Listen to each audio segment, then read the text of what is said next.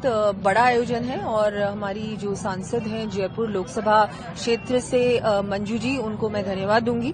बहुत बड़ी संख्या में स्टूडेंट्स पार्टिसिपेट कर रहे हैं, युवा पार्टिसिपेट कर रहे हैं सांसद खेल महोत्सव में।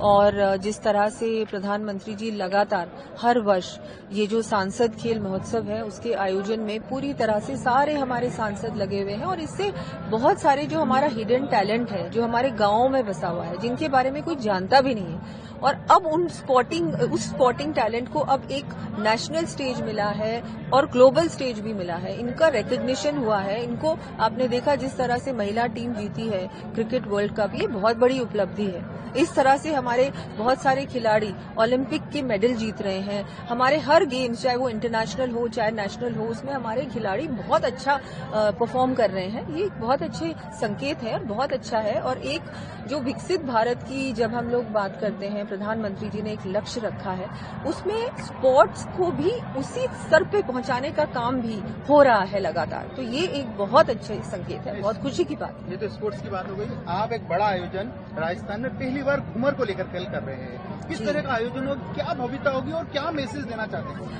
जी, घूमर का आयोजन हमारे 7 संभाग मुख्यालयों पे हो रहा है 19 नवंबर को 4:30 बजे विद्याधर नगर स्टेडियम में जयपुर में भी हो रहा है।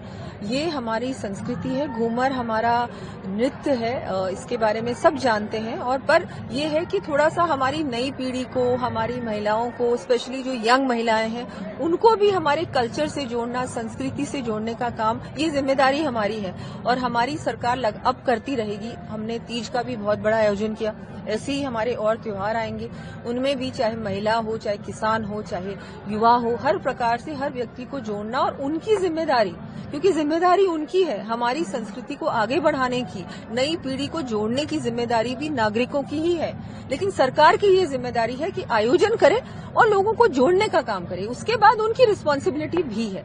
तो बिल्कुल अच्छा आयोजन हम लोग करने का प्रयास कर रहे हैं और आप लोगों के माध्यम से आपके दर्शकों को भी बताना चाहूंगी कि आइए और इस आयोजन में जरूर भाग लें। लास्ट सवाल है जो पॉलिटिकल रहेगा मैम, SIR के बाद जो पहला चुनाव परिणाम आया बिहार का, वो सबके सामने है। SIR का विरोध करने वालों को इसका जवाब वहां की जनता ने दे दिया, लेकिन उसके बाद जो राजनीति हुई, लालू प्रसाद यादव की जो बेटी के बयान आए पिछले दिनों उनके भाइयों के द्वारा जो उनके साथ किया गया, किस तरह देखते हैं सबको? देखिए, उनके साथ जो हो रहा है बहुत दुर्भाग्यपूर्वक है कि उनके परिवार में ऐसा हो रहा है। लेकिन मैं तो ये कहूंगी कि बिहार की जनता का बहुत बहुत धन्यवाद और हमारे नेतृत्व का, भारतीय जनता पार्टी के नेतृत्व का बहुत बहुत आभार, सबको बहुत बहुत बधाई। माननीय प्रधानमंत्री जी, माननीय गृह मंत्री जी, माननीय हमारे राष्ट्रीय अध्यक्ष जी और सभी नेतागण, धर्मेंद्र प्रधान जी जो वहां के प्रभारी थे, और सभी नेतागण, सबको मैं बहुत बहुत धन्यवाद देती हूँ, बधाई देती हूँ कि इस तरह से जो रिजल्ट आया ये एक्सपेक्टेशन से भी ऊपर आया।